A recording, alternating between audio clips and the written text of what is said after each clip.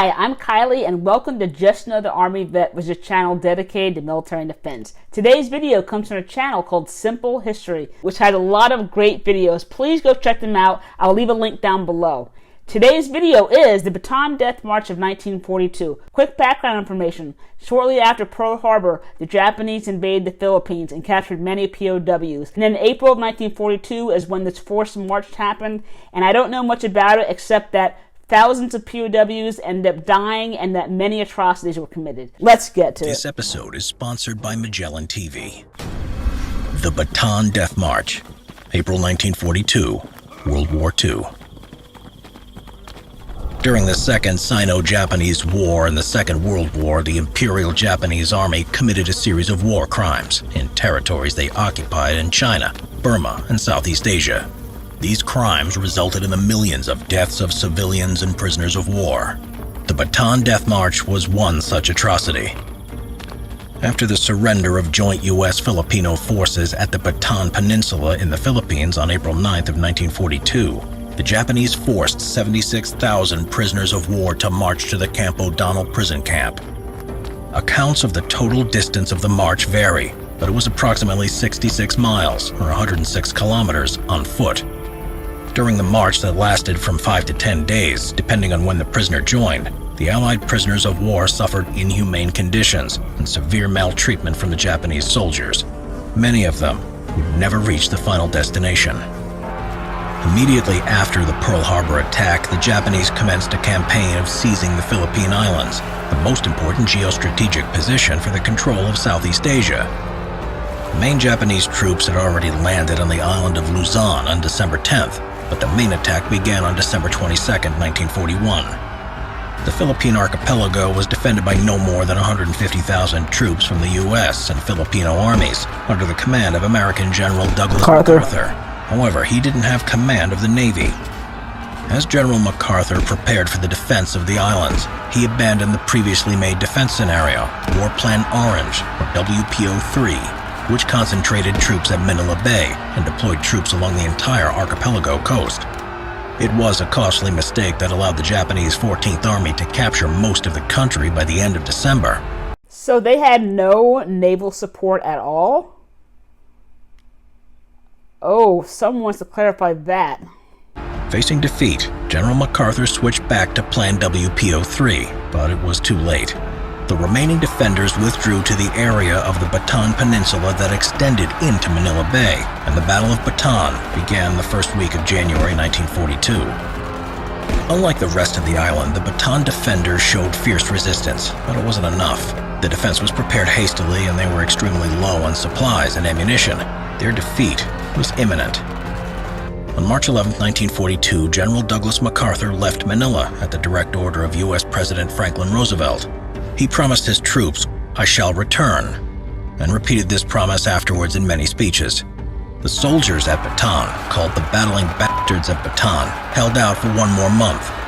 Their name was immortalized in the limerick written by American war correspondent Frank Hewlett.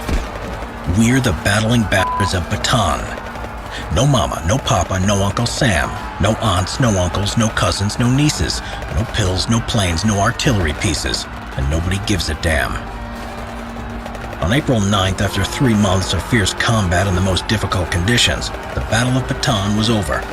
Soldiers from both the Philippine Army and the U.S. Army surrendered to the Japanese forces. However grueling their efforts were in defending Bataan, it would be nothing compared to the agony that they were about to suffer. So the World War II Japanese mindset was simple. To be captured as a prisoner of war was the ultimate dishonor.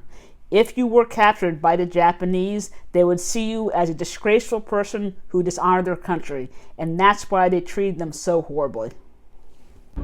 The Japanese army had expected to conquer the Philippines in just a few days, but the amount of soldiers that they captured far exceeded their expectations. They had expected to capture around 30,000 prisoners, but the reality was that 76,000 American and Filipino soldiers had laid down their arms. It became a tremendous logistical problem for the Japanese, who were able to provide neither transport nor food for such a large number of prisoners. Besides this, the Japanese army in general suffered from a shortage of motor transport. During surrender discussions, U.S. Major General Edward King asked for permission to drive the POWs to Camp O'Donnell in American Army trucks, but Japanese General Masaharu Homa dismissed this request. Eventually, it was decided that the prisoners would march on foot to the O'Donnell camp. The prisoners were gathered at the municipality of Mariveles, where the march started. The route went along the coast of Manila Bay to the town of Lubao, and then to the San Fernando train station. From there, the plan was to transport the prisoners by railway to Capas, and then on foot an additional 8 to 10 miles, or about 14 kilometers, to Camp O'Donnell. At the moment of their surrender, the U.S. and Filipino soldiers were already exhausted by the arduous combat with the Japanese troops. They were also suffering from malnutrition because of their reduced food rations during the final stages of the Battle of Bataan. For the men already in such a bad state, the 66-mile march was sheer torture. The Japanese forced them to march 25 miles per day, which was the average marching speed for the Japanese soldiers. Even in the best of conditions, the American soldiers normally marched only 15 to 20 miles per day. Contrary to what was planned, the caravan moved slowly, as at times they had to make way for the Japanese troops moving southwards. The march lasted for days. While the first contingent of prisoners finished the march in 5 days, the last of them arrived at the camp after 10 days. During the entire length of the march, the prisoners were exposed to direct sunlight and tropical temperatures of over 100 degrees Fahrenheit, making them feel even more exhausted. The fact that they were denied food and water only made the journey more agonizing. Faced with a substantial number of POWs, the Japanese did not have enough food or supplies for them all. As the Japanese soldiers were the priority for receiving food rations, the prisoners only received one meal during the entire march, if they were lucky to receive food at all. Most prisoners had their first meal only when they arrived at the prison camp. What was worse than the hunger was the lack of drinking water, which the Japanese guards intentionally deprived the prisoners of. A lot of soldiers went mad from thirst and ended up being shot by Japanese guards. Others were so desperate that they drank the water from wallow pits and ditches that were filled with animal waste.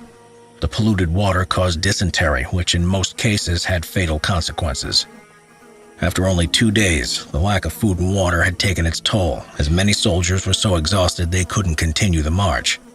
All those who were not able to continue the march faced execution by a group of Japanese soldiers that had trailed the procession. The Americans called these groups buzzard squads. Many of those who survived the thirst and hunger did so thanks to the bravery of local Filipinos. They secretly threw sugar cane and canteens of water along the way so that prisoners could pick them up and get some measure of sustenance.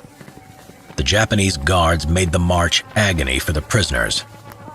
During the entire journey, they forced the prisoners to march at a steady pace, disregarding the fact that most of them were physically unable to do so.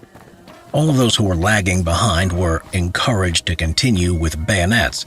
However, the Japanese guards wasted no time with the POWs, who showed the lack of strength to continue. They simply killed them and left them on the road. Their entire route was filled with the bodies of dead prisoners.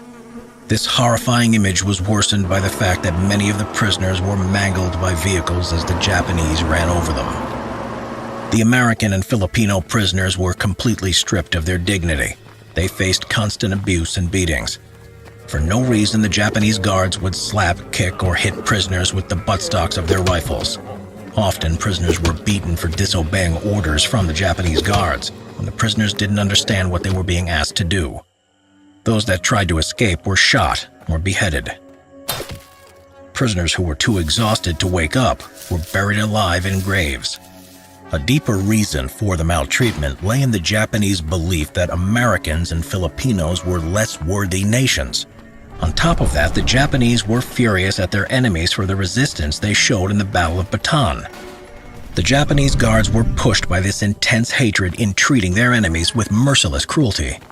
The prisoners were forced to march until most of them collapsed. Bathroom breaks were infrequent, so soldiers either had to hold it or urinate and defecate into their trousers.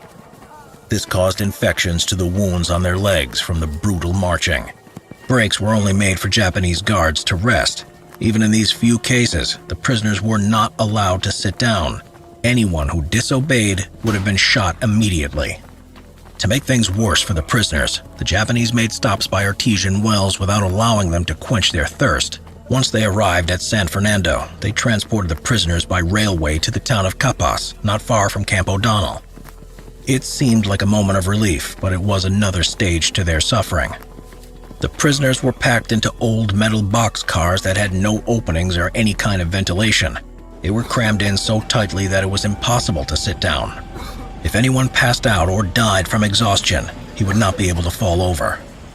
The train traveled without making any stops. The prisoners that needed to relieve themselves had to do it right there in the boxcar.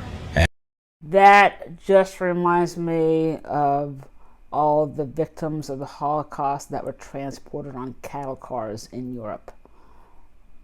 I had no idea that there was a Japanese version of that also. I mean, this is just sickening. And they were still without food or water. After finally reaching Capas, the prisoners walked for another 8 to 10 miles to Camp O'Donnell. In the camp, they received a single ball of rice as a meal. For most of the prisoners, it was their first meal since they began the march. The only relief was that they were finally able to lie down and rest their feet, though many of their comrades did not live to see this happen. In the days to come, many continued to die because of the inhumane conditions of the camp, some of these from the exhaustion and dysentery they had caught along the way. Estimates are that approximately 650 American soldiers and between 5,000 to 18,000 Filipino soldiers died during the march. After the war, captured General Masaharu Homa, commander of the Japanese 14th Army, was put to trial for war crimes and sentenced to death in 1946.